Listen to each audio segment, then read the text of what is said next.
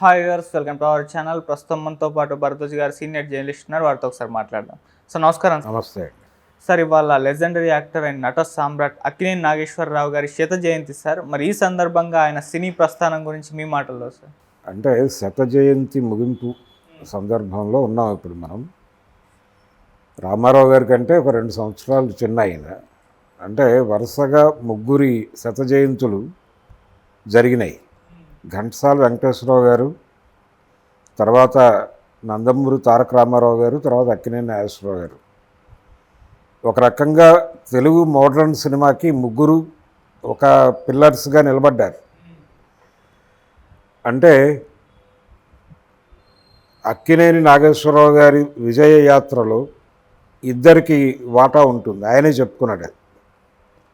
ఒకటి ఘంటసాల వెంకటేశ్వరరావు గారికి, 2 సావిత్రికి.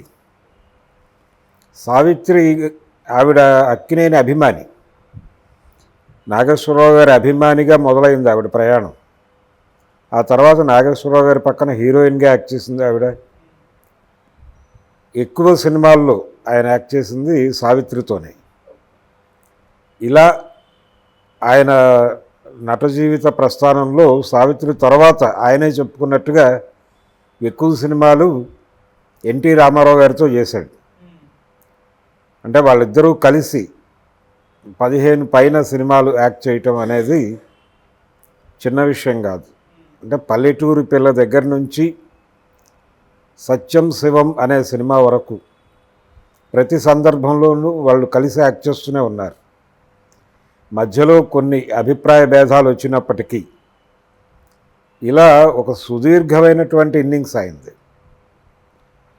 90 ఏళ్ల వయసులో కన్నుమూశారు ఆయన.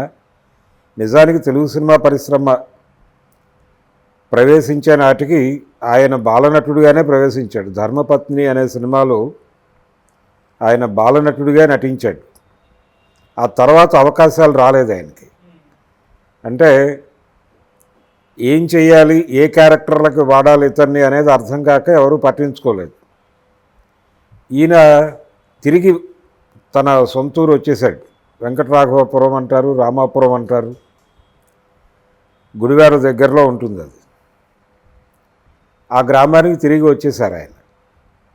తిరిగి వచ్చేసి తన పాత పనే, అంటే నాగేశ్వరరావు గారి ఫ్యామిలీలో, అంటే వాళ్ళ అన్నదమ్ములు అక్క చెల్లెళ్ళ వరుసలో ఈయన చివరివాడు. ఈయనకి చదువు చెప్పించే పరిస్థితి లేదు ఇంట్లో. ఏం చెయ్యాలి అని అనుకుంటూ ఉండగా, అంటే చదువు చెప్పించటమా ఏం చేయటం అనేది ఒక డైలమాలోకి వచ్చారు. వచ్చిన తర్వాత ఈయన 3వ తరగతి వరకు చదివాడు. చదివిన తర్వాత కొనసాగించాలా ఏం చేయాలి అనేది కన్ఫ్యూజన్. ఈ కన్ఫ్యూజన్ నడుస్తున్న టైంలో దుక్కుపాటి మధుసూదన్ రావు గారి ఆధ్వర్యంలో ఎక్సెల్షియర్ డ్రామా సొసైటీ అని ఒకటి ఉండేది. దాంట్లో ఆయన ఆ సమాజంతో నాటకాలు ఆడేవాడు మధుసూదన్ రావు గారు. పెండ్యాల నాగేశ్వరరావు గారు అదే నాటక సమాజానికి సంగీత దర్శకుడిగా ఉండేవారు. వాళ్ళ ట్రూప్లో ఇతన్ని జాయిన్ చేశారు. ₹1 వేతనానికి, ₹1 జీతానికి చేరాడు ఈయన. అదే నాటక సమాజంలో ఆయన తీసుకున్న హైయెస్ట్ రెమ్యూనరేషన్ ₹5. అలా మొదలైంది. దుక్కుపాటి మధుసూదన్ రావు గారి చేతుల మీదుగా ఈయన ప్రయాణం మొదలైంది. మధుసూదన్ రావు గారే ఈయన్ని ధర్మపత్ని సినిమాకి పంపించాడు. ధర్మపత్ని సినిమా నాగేశ్వరరావు గారికి తెర మీద కనిపించిన మొదటి సినిమా అయితే, చక్రపాణి, విజయ చక్రపాణి గారు డైలాగ్ రైటర్గా ఎంట్రీ ఇచ్చినటువంటి సినిమా కూడా ధర్మపత్ని. అలా ఆ సినిమాకు ఒక రిలవెన్స్ ఉంది. ఇలా ధర్మపత్నితో మొదలై వెనక్కి వచ్చేసిన తర్వాత నాగేశ్వరరావు గారు తిరిగి మధుసూదన్ రావు గారి నాటకాల్లో నటిస్తూ ఉండేవాడు. ఆడపాత్రలు చేసేవాడు ఆయన. ఇలా నడుస్తూ ఉండగా ఒక నాటకం ఆడి విజయవాడ రైల్వే స్టేషన్లో గుడివాడ వెళ్ళే ట్రైన్ కోసం వెయిట్ చేస్తున్నారు మధుసూదన్ రావు గారి ఆధ్వర్యంలో. అదే టైంలో మచిలీపట్నం నుంచి వచ్చే ట్రైన్లో ఆయన ఘంటసాల బలరామయ్య గారు వచ్చారు. ఆయన ప్లాట్ఫామ్ మీద మధుసూదన్ రావు గారిని చూసి పలకరించారు. ఈయన ఆయన్ని పలకరించడం, ఆయన ఈయన్ని పలకరించడం. ఈ సందర్భంగా ఆయన దృష్టి అక్కినేని నాగేశ్వరరావు గారి మీద పడింది. పడి సీతారామచరణం అని సినిమా చేస్తున్నాను నేను, దానిలో రాముడి క్యారెక్టర్కి ఇతను బాగుంటాడు అనుకుంటున్నాను, తీసుకెళ్ళనా అని అడిగాడు ఆయన. ఆల్రెడీ వెళ్ళాడు, ఇంతకుముందు సినిమాలో యాక్ట్ చేశాడు. ఆ తర్వాత ఏ వేషాలు ఇవ్వాలో తెలియని కన్ఫ్యూజన్లో, అంటే వయసు రీత్యా బాలనటులు అందరికీ ఉండే సమస్య ఇది. బాలనటులుగా ఒక సినిమా చేసిన తర్వాత వీళ్ళ వయసు పెరుగుతుంది ఆ సినిమా రిలీజ్ అయ్యే టైంకి. ఆ తర్వాత ఏ క్యారెక్టర్లు ఇవ్వాలి వీళ్ళకని కన్ఫ్యూజన్ ఉంటుంది. అటువంటి సందిగ్ధావస్థలో వచ్చేసాడు వెనక్కి, మీరు కావాలంటే తీసుకెళ్ళిపోండి అని చెప్పాడు ఆయన. అలా నాగేశ్వరరావు గారు తిరిగి సీతారామచరణం అనే సినిమాతో మెడ్రాస్ వెళ్ళారు. ఆ సినిమాలో ఘంటసాల గారు కూడా నటించారు. అప్పటికి ఆయన మెడ్రాస్ చేరున్నారు. విజయనగరం సంగీత కళాశాలలో చదువు పూర్తి చేసుకుని పట్రాయని సీతారామ శాస్త్రి గారి దగ్గర మరికొన్ని మెళకువలు నేర్చుకుని ఆయన మెడ్రాస్ చేరారు ఆకాశవాణికి. చేరిన తర్వాత ఆయన కూడా సినిమా ప్రయాణం మొదలుపెట్టాడు. మొదలుపెట్టి ఆయన కూడా ఘంటసాల బలరామయ్య గారి కంపెనీలోనే మొదలుపెట్టాడు. అక్కడే వీళ్ళిద్దరూ కలిశారు. వీళ్ళిద్దరూ కొంతకాలం రూమ్మేట్స్ కూడా, ఘంటసాల గారు అలాగే నాగేశ్వరరావు గారు. ఇలా మొదలైన తర్వాత ఆయనకి వెంటనే, అంటే అప్పటికి సాంఘిక చిత్రాల కథానాయకుడిగా నాగయ్య గారికి ఒక అద్భుతమైన పేరు, ఇమేజ్ ఉండేది. బిఎన్ రెడ్డి గారి సినిమాలు, అది వందే మాతరం, దేవత, ఈ సినిమాలతో ఆయన చాలా పెద్ద హీరోగా ఉన్నాడు. బేదలపాట్ల సినిమాకి ఆ రోజుల్లోనే లక్ష రూపాయలు రెమ్యూనరేషన్ తీసుకున్నారు ఆయన అని చెప్పేవారు. ఆ స్థాయిలో నాగయ్య గారు అలాగే నారాయణరావు గారు వాళ్ళిద్దరూ హీరోలుగా నడుస్తున్నటువంటి టైము. అదే టైంలో వెంకటేశ్వరరావు గారు, గాలి వెంకటేశ్వరరావు గారు, ఆయన మాలపిల్ల సినిమాలో హీరో, కాంచనమాల గారి పక్కన. వీళ్ళు ఇలా నడుస్తున్నటువంటి టైంలో అక్కినేని నాగేశ్వరరావు గారితో పౌరాణిక చిత్రాలు, అంటే ఆయన సీతారామచరణంలో పౌరాణిక పాత్ర చేశాడు కానీ పౌరాణిక పాత్రలకి నప్పే విగ్రహం కాదు. రాముడి పాత్రలో ఆయనతో చేయించారు. ఇతనితో ఏ క్యారెక్టర్లు చేయిస్తే బాగుంటుంది అనేది మళ్ళీ సందిగ్ధమే. ఆ టైంలో మీర్జాపురం రాజా గారు ఈయనతో జానపద చిత్రాలు ప్లాన్ చేశారు. కీలుగుర్రం, ఇవన్నీ, బాలరాజు. ఈ సినిమాలు మంచి విజయాలు అందుకున్నాయి. దాంతో సూపర్ స్టార్ డమ్ వచ్చింది ఆయనకి. ఇలా జానపద కథానాయకుడిగా వెలుగుతున్నటువంటి అక్కినేని నాగేశ్వరరావు గారికి 50 సంవత్సరంలో, అంటే అప్పటికి 48లోనే ఎన్టీ రామారావు గారు ప్రవేశించారు. ఆయన డిగ్రీ చదువుకుని వచ్చాడు. డిగ్రీ చదివి ప్రభుత్వోద్యోగం వదిలేసి సినిమాల్లోకి వచ్చాడు ఆయన. ఆయనతో ఏ రకంగానూ పోల్చదగ్గ పరిస్థితి కాదు ఇది. ఆయన ఎంట్రీ ఇచ్చిన తర్వాత ఆయనకి పాతాళ భైరవి అనేటువంటి ఒక అవకాశం దొరికింది 3 సినిమాల తర్వాత. మొదటి సినిమా మన దేశం తర్వాత పల్లెటూరు పిల్ల చేశాడు ఆయన. అందులో నాగేశ్వరరావు గారు ఆయన కలిసే యాక్ట్ చేశారు. రామారావు, నాగేశ్వరరావు ఇద్దరు ఉంటారు ఆ సినిమాలో. అక్కడ మొదలైంది వీళ్ళ స్నేహం. ఆ తర్వాత ఈయన షావుకారు సినిమాలో చేశాడు, విజయవారి షావుకారులో. ఆ తర్వాత సినిమా పాతాళ భైరవ్, అదే బ్యానర్లో. ఆయన పర్మనెంట్ ఆర్టిస్ట్ విజయకి. పాతాళ భైరవికి ముందనుకున్న హీరో నాగేశ్వరరావు గారే. ఆ తర్వాత రాజారెడ్డి అని ఒక డాన్సర్తో చేయాలనుకున్నాడు కేవీ రెడ్డి గారు. ఫైనల్గా ఎన్టీఆర్కి ఫిక్స్ అయ్యాడు ఆయన.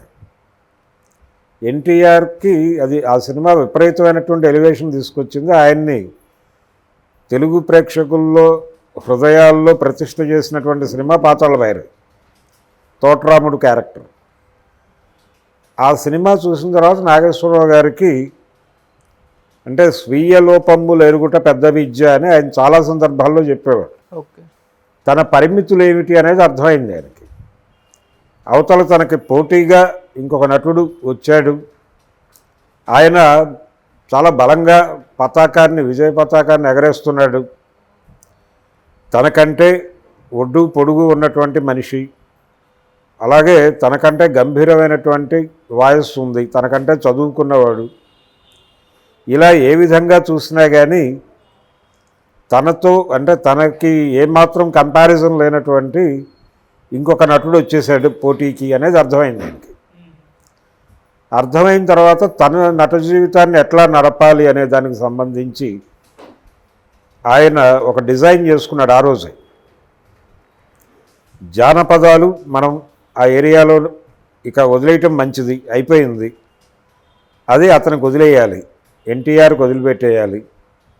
సో అతను పోటీ పడలేనటువంటి ఏరియాలోకి మనం వెళ్ళాలి అని అనుకుని ఆయన ఒక సైకలాజికల్ క్యారెక్టరు, ఒక భగ్న ప్రేమికుడు, ఇలాంటి క్యారెక్టర్లు. సంవత్సరానికి 4 సినిమాలు ఉండాలి.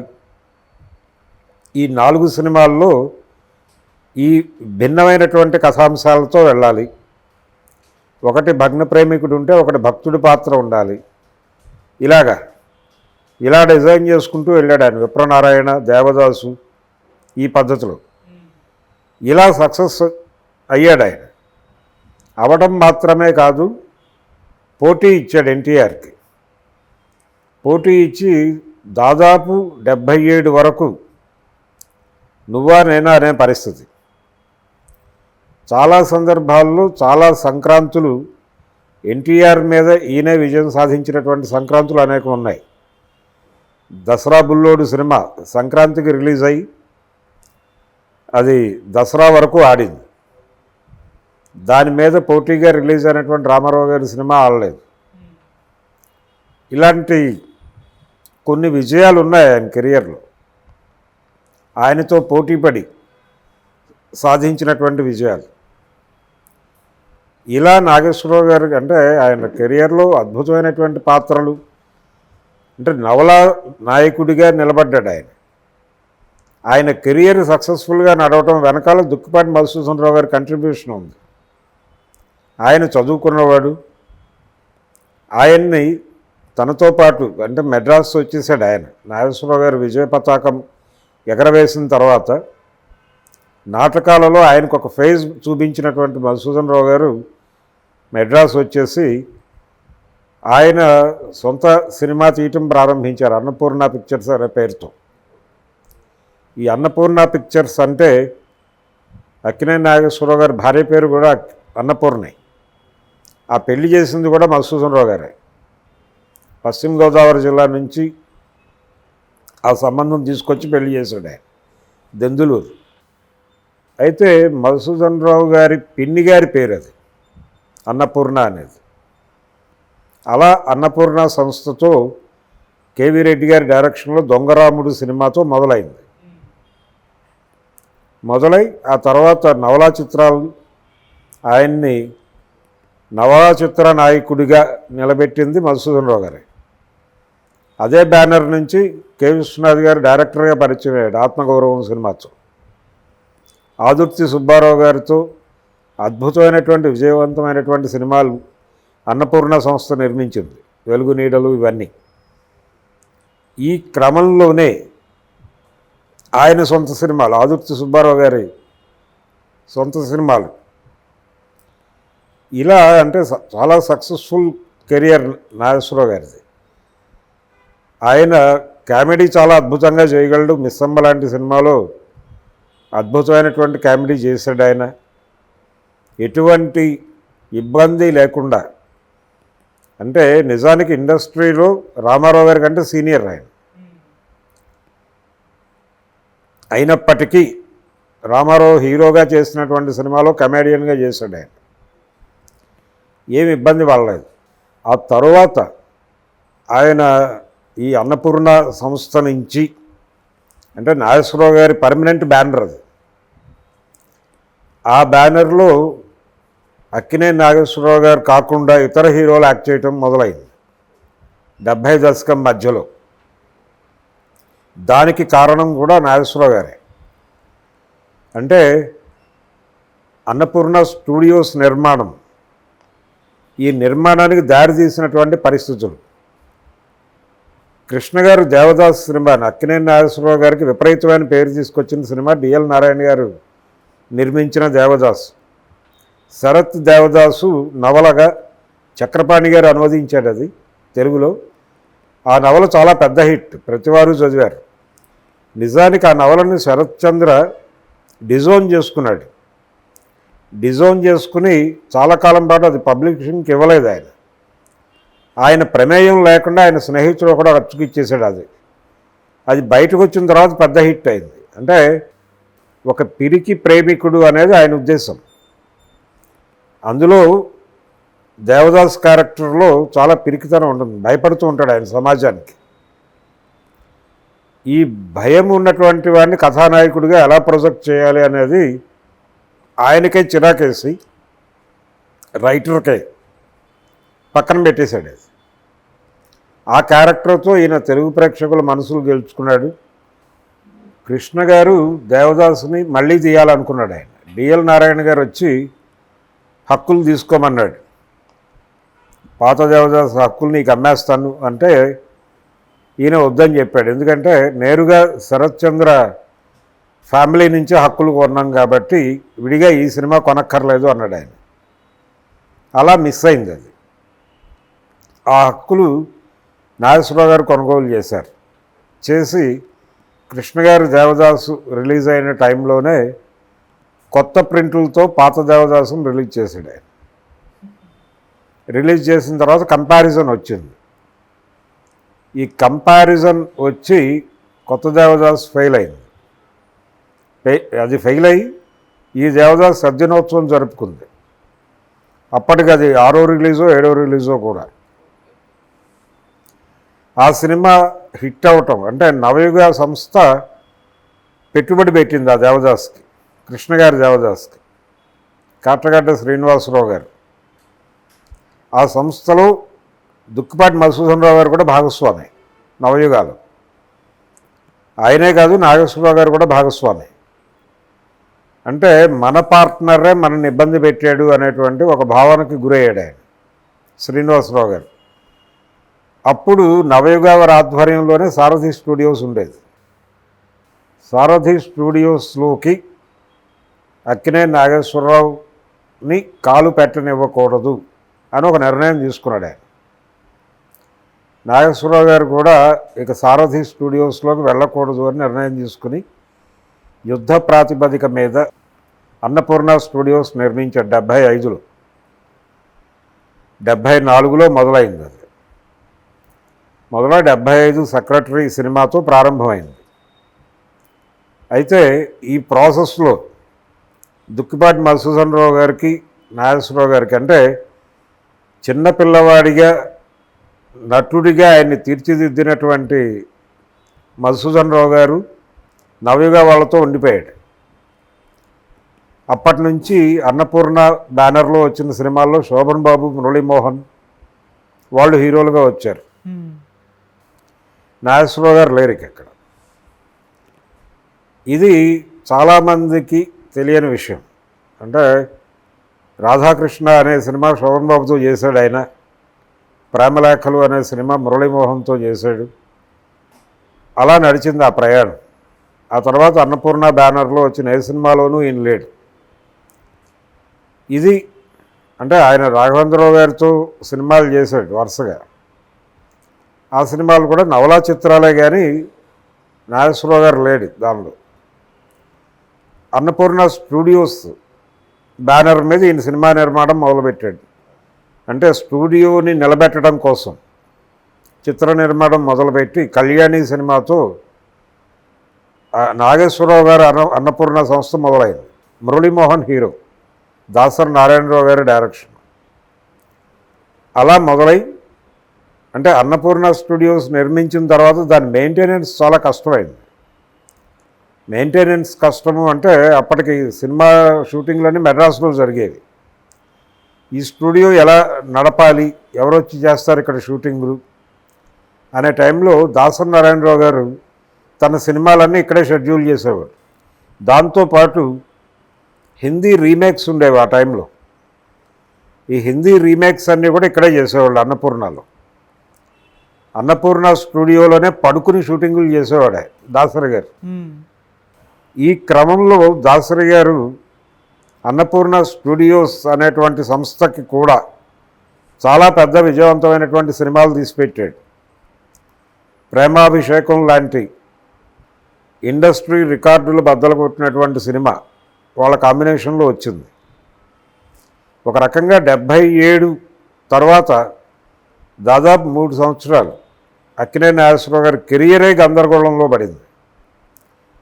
ఆలు మగలు సినిమా తర్వాత ప్రసాద్ ఆర్ట్ పిక్చర్స్ వారి స్వర్ణోత్సవ కానుక, దాని తర్వాత ఆలు మగలు సక్సెస్ తర్వాత ఆయనకి రిలీజ్ అయిన ఏ సినిమా కూడా విజయం కాలేదు, ప్రతిదీ ఫ్లాపే.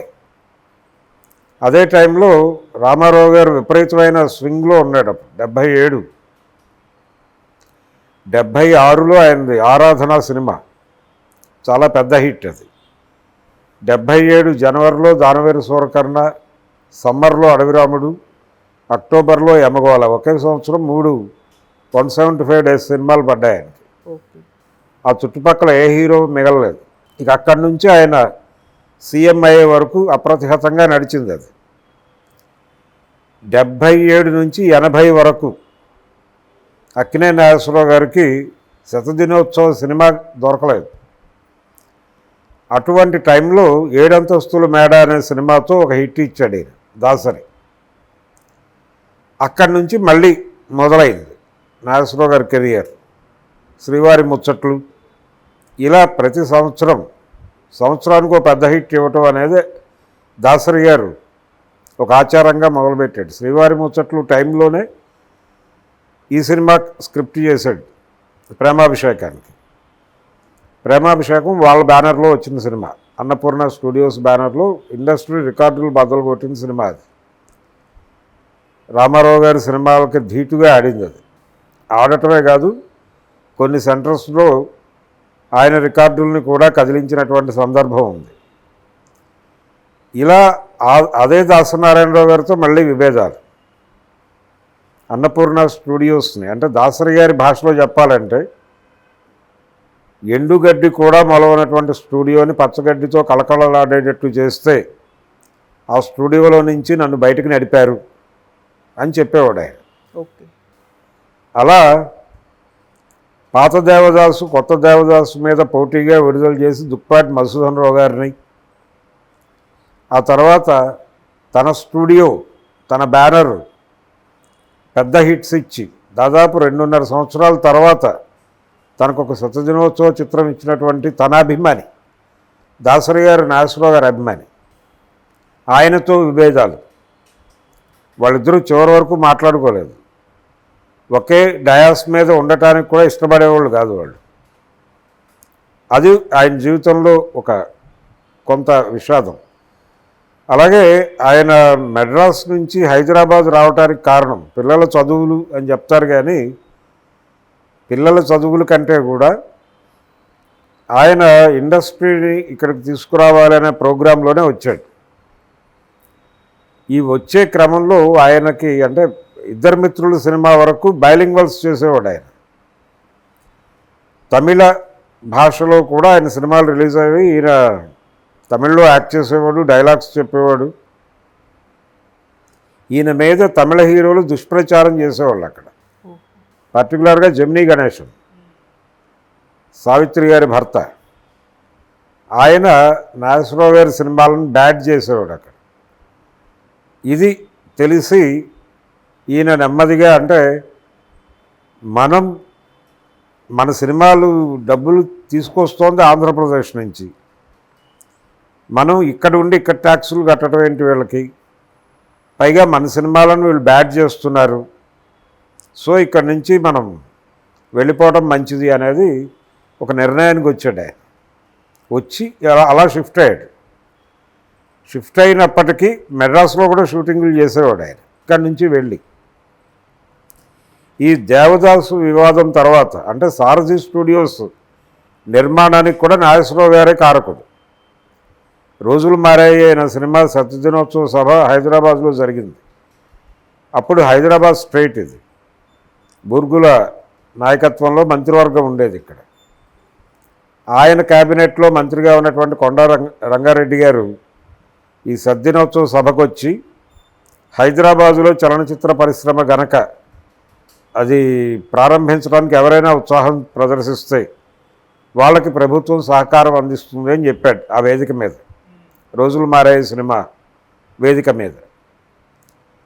ఆ సినిమాలో హీరో అక్కినేని నాగేశ్వరరావు గారు, హీరోయిన్ జానకి గారు. ఆ సినిమా సక్సెస్ తర్వాత చల్లపల్లి జమీందార్ ఆ సినిమా ప్రొడ్యూసర్, ఆయన సారథి స్టూడియోస్ ప్రారంభించారు.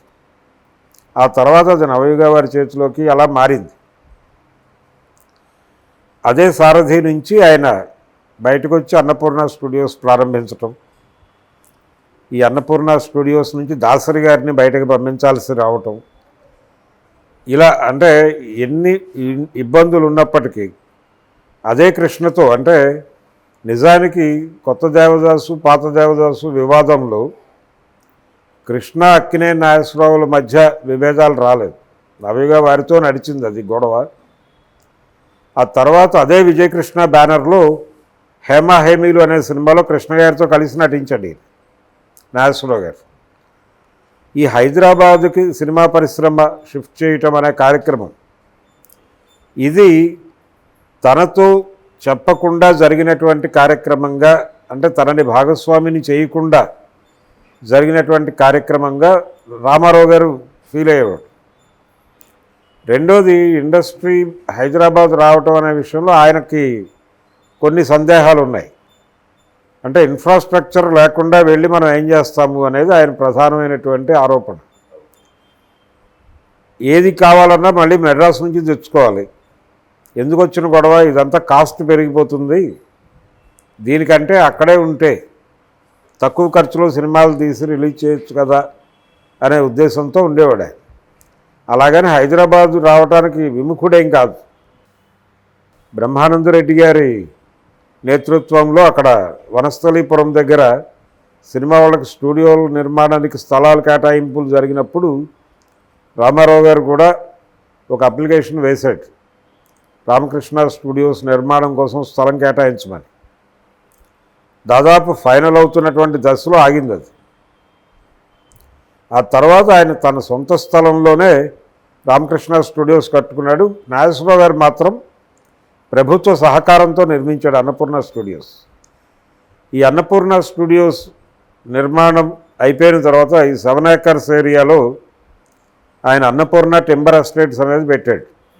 తెనాలికి చెందిన చదలవాడ బ్రదర్స్ వాళ్ళ భాగస్వామ్యంలో అనురాధ టింబర్ ఎస్టేట్స్ ఉండేది వాళ్ళకి. ఈయన అన్నపూర్ణ అని మార్చి ఇక్కడ పెట్టాడు. పెట్టినప్పుడు రామారావు గారు సీఎంగా ఉన్నప్పుడు ఆయన నోటీసులు ఇచ్చాడు, అంటే మీకు సినిమా నిర్మాణానికి స్థలం ఇవ్వడం జరిగింది, మీరు ఇతర వ్యాపారాలు చేస్తే కుదరదు అక్కడ అని. ఆ తర్వాత ఆయన అక్కడి నుంచి అది షిఫ్ట్ చేశాడు, కోర్టుకు వెళ్ళాడు, స్టే తెచ్చుకున్నాడు. తర్వాత రకరకాల పద్ధతుల్లో ఆ కేసులోంచి బయటపడ్డాడు ఆయన. 89లో రామారావు గారు ఓడిపోయినప్పుడు చెన్నారెడ్డి గారు సీఎం అయినప్పుడు ఈయన క్లియర్ చేసుకున్నాడు ఆ ఫైల్ని. అలా రామారావు గారితో కూడా ఒక విభేదం నడిచింది. ఒకటి, హైదరాబాద్ షిఫ్టింగ్ విషయంలో వాళ్ళిద్దరి మధ్య ఒక కాన్ఫ్లిక్ట్ ఉండేది. హైదరాబాద్ ముఠా అని పిలిచేవాడు ఆయన వీళ్ళందరినీ, నాగేశ్వరరావు గారిని, గుమ్మడి గారిని. గుమ్మడి గారు ఎప్పుడైనా షూటింగ్లో కనబడితే ఏమంటోంది మీ హైదరాబాద్ ముఠా అని అడిగేవాడట. ఇలా ఆయన జీవితం, నాగేశ్వరరావు గారి జీవితంలో చాలా ఎగుడు దిగుళ్ళు ఉన్నాయి, గందరగోళాలు ఉన్నాయి. చాలా కఠినంగా వ్యవహరించాడు ఆయన కొన్ని సందర్భాల్లో. ఎటువంటి అంటే ఎక్కడా వెనక్కి తగ్గలేదు ఆయన, ఎటువంటి ఇబ్బంది వస్తుంది అని కూడా భయపడలేదు. తన నిర్ణయం తాను తీసుకుని దాని మీద చాలా స్థిరంగా నిలబడేవాడు. అది ఆయన గొప్పతనం. ఏదైనా సరే ఇష్యూ బేస్డ్గానే ఉండాలి అనుకునేవాడు, ఆ ఇష్యూ బేస్డ్గానే ఉండేవాడు. అలా నాగేశ్వరరావు గారితో దానవేరు సూరకర్ణ సినిమాలో ఏదో క్యారెక్టర్ చేయించాలనుకున్నాడు రామారావు గారు. తన బ్యానర్లో నాగేశ్వరరావుతో సినిమా చేయాలని. అలా అనుకున్నప్పుడు ఆయన చేయనని చెప్పాడు. పౌరాణికంలో నేను చేయను, ఎందుకంటే కృష్ణార్జున యుద్ధం అనేటువంటి సినిమాలో ఒక ఎక్స్పీరియన్స్ ఉంది ఆయనకి. అంటే ఆయన భార్య అన్నపూర్ణ గారే చెప్పారు, మీరు ఆయనతో పౌరాణిక సినిమాల్లో నటించకండి, మీరు ఆయన ముందు కనిపించటం లేదు అని. అందుకని కృష్ణార్జున యుద్ధం తర్వాత ఆయన ఈయనతో కలిసి పౌరాణికాలు చేయడానికి సిద్ధపడలేదు. నిజానికి భూకైలాస్ సినిమాలో రావణ పాత్రలో రామారావు గారు, నారదుడిగా నాగేశ్వరరావు గారు. ఆయన చాలా సన్నివేశాల్లో రామారావు గారిని అంటే ఆయనకి పోటీ ఇవ్వటం మాత్రమే కాదు, ఆయన్ని మించి నటించేటువంటి వ్యవహారం కనిపిస్తుంది నారద పాత్రలో. అలాంటి ఒక పోటీ ఉండేది ఆయనకి. అలా ఆయన కెరియర్ అనేక రకాల అంటే కాంపిటేటివ్ ఎగ్జామ్స్కి వెళ్ళే వాళ్ళకి, అంటే కెరియర్ ఎలా నడపాలి అనుకునే వాళ్ళకి, ఆయన ఏం పెద్దగా చదువుకోలేదు, కేవలం 3వ తరగతి చదువుకుని పరిశ్రమలోకి వచ్చి ప్రతిదీ నేర్చుకున్నాడు ఆయన. అమెరికా వెళ్ళాల్సిన అవసరం వచ్చింది ఆయనకు ఒకసారి. అంటే పిలిచారు ఇక్కడి నుంచి, ఇన్వైట్ చేసినప్పుడు అమెరికాలో మాట్లాడటం కోసం ఇంగ్లీష్ నేర్చుకున్నాడు ఆయన. నేర్చుకుని ఆ తర్వాత ఆయన విపరీతంగా చదివేవాడు. అలాగే హేతుబద్ధమైనటువంటి అభిప్రాయాలు ఉండేవి. రామారావు గారు బయటకి చెప్పేవాడు, ఈయన చెప్పేవాడు కాదు, కానీ ఈయన కూడా విస్తృతంగా చదివేవాడు. ఆ జనరేషన్ హీరోలకి ఉన్నటువంటి ఒక మంచి లక్షణం అది. ఒక ఆరోగ్యకరమైనటువంటి డిస్కషన్ ఉండేది, వాళ్ళ మధ్య చర్చ ఉండేది. ఓకే. ఈయన నాస్తికుడు. నాగేశ్వరరావు గారు నాకు దైవం పట్ల ఏమీ నమ్మకాలు లేవు అని చెప్పేవాడు ఆయన. అలాగని చెప్పి వ్యతిరేకించేవాడు కాదు, ఇది నా అభిప్రాయం మాత్రమే అన్నట్టుగా వ్యవహరించేవాడు. రామారావు గారు తన అభిప్రాయాలను డిస్ప్లే చేసేవాడు తన సినిమాల్లో. ఆ ధోరణి నాగేశ్వరరావు గారికి లేదు. ఈయన మార్కెట్కి ఏం కావాలో అదే ఇచ్చేవాడు. మార్కెట్ని ఎడ్యుకేట్ చేసే ప్రోగ్రాం పెట్టుకునేవాడు కదా ఆయనలాగా. అది వీళ్ళిద్దరి మధ్య ఒక తేడా. అందుకని ఆయన రాజకీయాల్లోకి వెళ్ళాడు. నిజానికి రాజకీయాలతో సన్నిహిత సంబంధాలు మొదటి నుంచి నేర్పిన వ్యక్తి కూడా అక్కినేని నాగేశ్వరరావు గారే.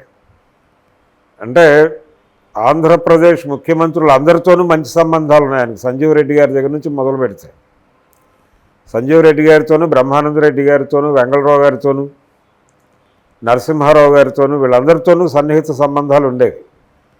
ఒక దశలో ఎస్వి రంగారావు గారు ఆయన మీద ఒక ఆరోపణ చేశాడు.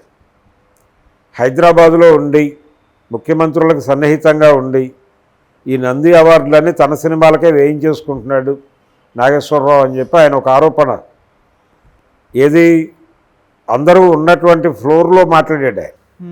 జర్నలిస్టులు కూడా ఉండేవాళ్ళు అక్కడే, రిపోర్టర్లు కూడా అక్కడే ఉండేవాళ్ళు. అందరి సమక్షంలో ఆయన ఈ ప్రకటన చేశాడు. మర్నాడు పేపర్లో క్యారీ ఫార్వర్డ్ అయిపోయింది. అది అయిపోయిన తర్వాత ఆదుర్తి సుబ్బారావు గారు చూపించారు ఆ సినిమా సుడిగుండాలు. చదరంగం వర్సెస్ సుడిగుండాలు సినిమాల మధ్య ఘర్షణ. అది చూసిన తర్వాత ఆయన కన్విన్స్ అయ్యి నా సినిమా కంటే ఇది బెటర్గానే ఉంది, దీనికి ఇవ్వడం తప్పేం కాదు అన్నాడు. అలా రంగారావు గారితో ఒక గొడవ. ఇలా మొదలైనటువంటి, అంటే ఆయన చివరి వరకు ఆ స్నేహాన్ని నడిపింది, విభేదాలు లేకుండా ఆ స్నేహాన్ని స్నేహంగానే నడిపింది ఘంటసాల వెంకటేశ్వరరావు గారితో. ఆయనతో చివరి వరకు సన్నిహితంగానే ఉన్నాడు ఆయన. ఇలా నాగేశ్వరరావు గారి జీవితం తెలుగు సినిమా ప్రగతి, అంటే తెలుగు సినిమా పుట్టుక నుంచి ఉన్నాడు ఆయన. తెలుగు టాకీ పుట్టుక నుంచి ఆయన చనిపోయే వరకు ఆయన తెలుగు సినిమాతో పాటు ప్రయాణం. తెలుగు సినిమాలో ప్రతి మలుపులోనూ నాగేశ్వరరావు గారు ఉన్నాడు. అంత అంటే ఆయనకి ఆరోగ్య సమస్యలు ఉన్నప్పటికీ 74 ప్రాంతాల్లోనే ఆయనకి అనారోగ్యం, బైపాస్ సర్జరీ చేయించుకోవడానికి మెడ్రాస్ ఆయన అక్కడి నుంచి అమెరికా వెళ్ళి బైపాస్ చేయించుకురావటం, ఆ తర్వాత ఆయన ఇక యాక్ట్ చేయడేమో అనేటువంటి ప్రచారం జరిగింది. దాన్ని తోసిపుచ్చుతూ ఆయన బంగారు బాబు ఈ సినిమాల్లో స్టెప్స్ వేశాడు. వేసి అంటే హీరోయిన్లకు పోటీగా అంటే తెలుగు సినిమా రంగంలో హీరో డ్యాన్స్ చేయటం అనేటువంటి కల్ట్ తీసుకొచ్చిన వాడు నాగేశ్వరరావు గారు. రామారావు గారు ఎప్పుడూ ఆయన నర్తించేటువంటి ప్రయత్నం చేయలేదు. ఆయన్ని డ్యాన్సర్గా మార్చింది బాపయ్య గారు, రాఘవేంద్రరావు గారు. వాళ్ళు ఆయనతో స్టెప్లు వేయించి ఇది చేశారు. కానీ నిజానికి ఆయన మొదట్లో ఈ డ్యాన్సులకు దూరంగా ఉండేవాడు. నాగేశ్వరరావు గారు మంచి డ్యాన్సర్. ఆయన డ్యాన్సరు, రిథమెటిక్గా ఉండేవాడు. ఇప్పటికీ ఆయన డ్యాన్సులు ప్రత్యేకమే. ఆయన డ్యాన్సుల మీద హిట్ అయినటువంటి సినిమాలు ఉన్నాయి, దసరా బుల్లోడు ఇవన్నీ. ఇలా ఆయన ప్రత్యేకతలు ఉన్నాయి. తెలుగు సినిమాతో పాటు ఆయన ప్రయాణం ఉంది, జీవిత ప్రయాణం. నాగేశ్వరరావు గారి జీవితాన్ని తలుచుకోవటం అంటే తెలుగు సినిమా చరిత్రని నెమరేసుకోవటమే. ఆయన శత జయంతి ముగింపు సందర్భంలో ఉన్నాం. అన్నపూర్ణ స్టూడియోస్లో ఆయన విగ్రహాన్ని ప్రతిష్ఠ చేశారు. అలాగే రామారావు గారికి ఎలాగైతే శత జయంతి ముగింపు సందర్భంగా ఒక వేడుకలు నిర్వహించారో భారీగా, అలాంటి వేడుకలు ఏమైనా నిర్వహిస్తారా అనేది చూడాలి. Thank you so much sir. Thank you.